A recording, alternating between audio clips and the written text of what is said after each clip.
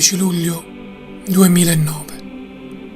Un drogato e ubriaco al volante uccide Marco Santopaolo, 17 anni, su uno scooter.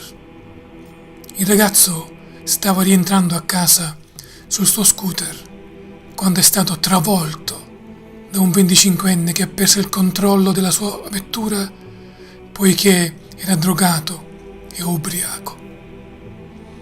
Quando la famiglia fece sapere la notizia su Facebook e a me direttamente la cara Marina Travagliati, non potei non offrire loro un momento di poesia per questo sfortunato amico che ha chiuso prestissimo la sua avventura con la vita.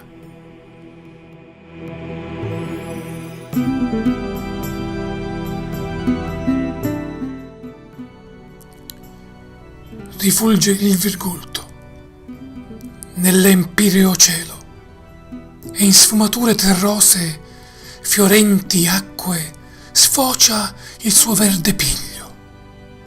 La tenere radice e i giorni acerbi al sole maturano vibrazioni, richiami, giovane spensieratezza. Del fiore e l'incanto, del mosto l'allegria, del vermiglio vivo e il suo vigor. Alla luce il difunesto irruppe e pose del vile umano il gelido sguardo in fervido cuore. Vi spense gioventù di Dio la carezza e quel piglio che navigar in acque pose miglior fiducia diede al suo assassino.